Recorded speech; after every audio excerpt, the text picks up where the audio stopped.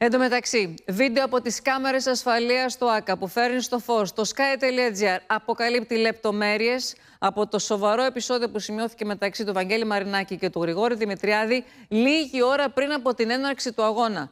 Ο Γιάννης Σουλιώτης είναι μαζί μας και έχει το ρεπορτάζ.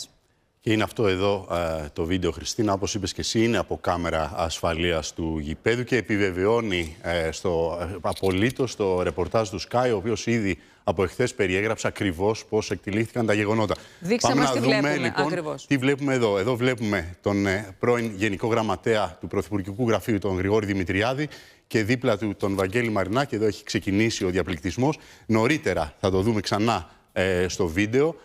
Κατεβαίνει τα σκαλοπάτια. Εδώ είναι ο κύριος Μαρινάκης. Έχουν ένα σύντομο διάλογο οι δύο άντρες. Εδώ είναι ο διάλογος.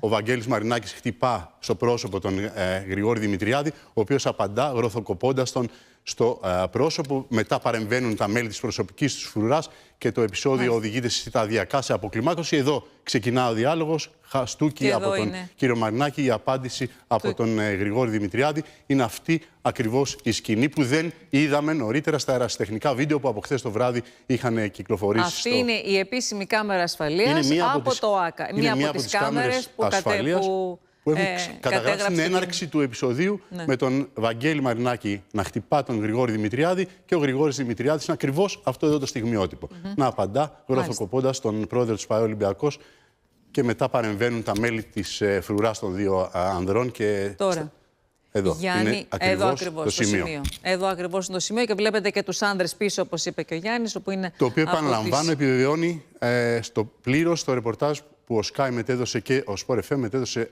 από χθες, περιγράφοντας ακριβώς το πώς εκτελήθηκαν τα γεγονότα μεταξύ των δύο ανδρών, αυτό το επεισόδιο. Τώρα έχεις πληροφορίες για την ενεξελίξη έρευνα που διεξάγεται για αυτό το περιστατικό. Ναι, ακριβώς. Η Υποδιεύθυνση Αντιμετώπισης Βίας στους αθλητικούς χώρους, ήδη από εχθές το βράδυ, συγκεντρώνει όλα τα βίντεο από τις κάμερες ασφαλείας του γηπέδου, όπως και τα ερασιτεχνικά βίντεο που κατέγραψαν οι φίλοι του Ολυμπιακού και αναρτήθηκαν στο διαδίκτυο. Με βάση αυτό το υλικό θα συνταχθεί μια έκθεση ανάλυσης, όπως τη λένε οι αστυνομικοί, δηλαδή θα περιγράψουν με πλήρη λεπτομέρεια το τι έχει αποτυπωθεί στον φακό και θα την υποβάλουν εντός τριημέρου, όπως μας αναφέρουν οι πληροφορίες μας, στον αθλητικό εισαγγελέα υπομορφή υποβολής προανακριτικού υλικού. Στον αθλητικό εισαγγελέα, ο οποίος εκείνος θα κάνει την ποινική αξιολόγηση όλου αυτού του υλικού. Δηλαδή, εάν υπάρχουν παραβάσεις της αθλητικής νομοθεσίας ή όχι. Με πιθανότερο σενάριο να επιστρέψει η δικογραφία πίσω στην αστυνομία, προκειμένου να κάνει στην συνέχεια μια προκαταρτική εξέταση, όπως προβλέπεται σε αυτές τις περιπτώσεις. Να σου πω για την πληρότητα του ρεπορτάζ ότι κανένας από τους δύο μέχρι την ώρα αυτή δεν έχει υποβάλει μηνυτήρια αναφορά σε βάρος του άλλου. Σε ευχαριστούμε πάρα πολύ, Γιάννη.